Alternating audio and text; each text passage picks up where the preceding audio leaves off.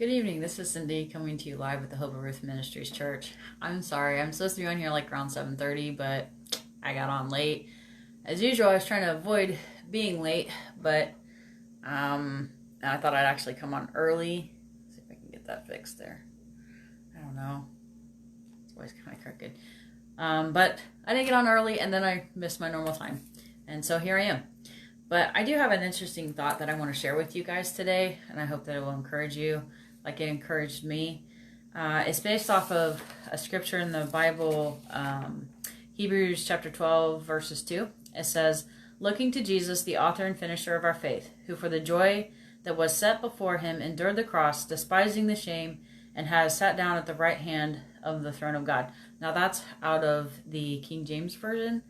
I usually read out of the ESV, but I had a specific reason why I wanted to read out of King James Version, because I like the way that King James says author and finisher of our faith. The idea of author kind of provokes some thoughts to me about writing a book. Let's see, some other versions, they say, where is it? Perfecter, some say founder, some say pioneer, which is another cool one. But the idea of an author, I was actually thinking about this at work today, about my story, my life. I'm coming up on one of those moments in life where you get into kind of that middle-age group. I don't really want to tell on myself, but I guess I kind of am. But I'm there. I'm right there at that, kind of coming up around the top of the hill. And I was thinking about my life. I was thinking about it in the context of it was a story. And if somebody, picked up a book that was the story of my life, right? What would they think about it? Would it be interesting? Would it be boring? What if Jesus, who is authoring my story, sat down with me someday in eternity and said, "Hey, let's read your story"? Would I be like, "It's kind of boring, not much to it, Jesus"? Or would I be like, "Yeah, I want to read that with you because this is awesome, because, I remember when you did this and you did that," and I'd be talking about different things that were in the story of my life, right? And just so you know, there are books that are recorded in heaven about your guys' life. The Bereans, there was a record made. It was written down for the thoughts that they were thinking and what they were doing.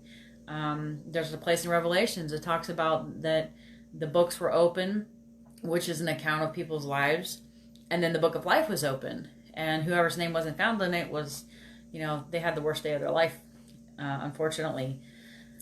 So I was sitting there and I was thinking about that, and I kind of asked myself this question: what would happen if I just really refired, knuckled down, and just surrendered to the Lord and said, "Okay, you're the author of this life. You made it." How would that change my life? What kind of safety nets or limits, would I cast away in order to follow Jesus? How radical would my life be if the Lord was really in charge and I really treated him like he was authoring my life and my story and writing it down on the pages of history? I think so often, we kind of get caught up in the mundane of things and trying to figure out, how do we do this? Live our life safe, pay our bills, be a good mom, be a good dad, whatever, and then die nicely. But God didn't call us to die nicely. He didn't call us to the mundane of life, which we all have to do, but he called us to be the movers and shakers of the world. He called us to be the ones who turned it upside down like he did, because he said that we're going to do greater things than he did if we'll only allow him to be the author and the finisher of our faith, if we'll walk with him in that way and be radical. I think it was Stephen was saying the other day, or maybe it was today, about, pretty much just not playing church, but being the church and getting out there, because we need to fight for those people. We need to fight for each other. We need to get out there and really be the church and be serious about our faith, because how is someone going to believe unless they hear? You know, someone has to be sent. Someone has to preach that good news. So I was thinking about it along the lines of the story of my life, and what story am I living for? Am I living for this temporary, mundane, life story, and that's it, and I just close my eyes one day and I'm done? Or am I living for a grander story, the grand story that happens when Jesus is the true author and finisher of our faith? Now, if he's not the author and finisher of your faith, if you don't believe in him and you're listening to me, if you happen to be listening to me, call upon his name and you will be saved. Because the Lord wants to be that in your life, and he wants to share life with us. I mean, when you think about it, he's God. What does he actually need from us? Nothing. But he wants to give us all things, including an opportunity to have eternal life, He wants to share life with us. He doesn't need us to write a story. He could have had robots if he wanted that. But he wants us. He wants our thoughts. He wants our laughter. He wants our tears. He wants to write them. And he wants to share and unfold life with us. That's what he really wants. He wants to author it, and then he wants to finish it. And if we'll just say yes to him, if we'll just let him be the author and finisher of our faith, imagine where that would take us. I know it really, when I was thinking about it, it really got me excited, because I realized, as much as I'm trying to live my life for the Lord now, I can do better. The next 40 or so years of my life can be even better than now. Why do I set limits? What can God do? I recently got myself in a little bit of a pickle, because I was actually running from life. I was actually hiding, because this part of my story, I didn't like it very much, and I didn't know how to face it. And now I'm turning and I'm like, okay, yeah, I did that. I need to face it. I have some things I got to overcome. I'm recognizing that.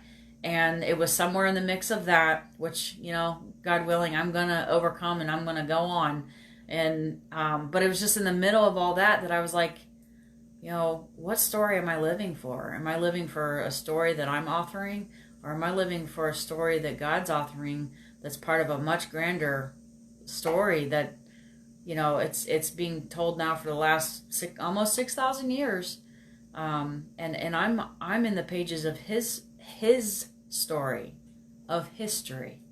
And that's awesome. That's exciting. You talk about an amazing opportunity, to be on an eternal storybook of God. I mean, I think about some of the people, that I'm going to be meeting in heaven, like David and Paul and Samson, and, and I'm thinking, wow, when I read my story, how's it going to measure up? I mean, I guess it doesn't really necessarily work that way, but I want a cool story. These guys got cool stories. I mean, Mary's got a really awesome story. Esther's got a great story, right? Jesus has got the coolest story, but hey, we're all part of it. Sorry, I don't know, maybe getting off a little bit on a tangent, but I'm really excited about this. I've been thinking about it all week while I was working, this idea of allowing God to really author us, and being willing to say yes to him in a way that I haven't done before. And I wanted to invite you guys, I want to challenge you guys to take stock of your own life. If you were reading the story of your life, what would you think about it? Where would you see Jesus in it? Would it be spectacular? Would it be cool? Would there be, plot twist? And, are you living on the edge, so to speak, of your faith? Really pressing the boundaries, stepping out on that water, even if you might sink a little bit? Just think about the disciples. Think how they laid their life down. We're still talking about them today. We're still learning from them today. And if you will take that risk, you could have a story like that too, that will continue to impact people long after you're gone. If you let God lead, because he both authors, he starts it, and he finishes it. So, I don't know. I hope that helps you guys. I just want to encourage you, think a little more radical, a little more outside the box. think about God as your adventure buddy, your foxhole friend, you know, the guy who is writing your story, but he's also open to your suggestions. You know, he wants a friendship with you. He wants like the ultimate friendship, you know, with us. So anyway, I'm here every Wednesday night, usually at 7:30, sometimes a little later, sometimes a little earlier. But if you're watching live, thank you for joining me. And for those of you who watch later, just know that everyone here at the Hope of Ruth Ministries loves you and is constantly praying for you, whether we see you or not, or hear from you or not.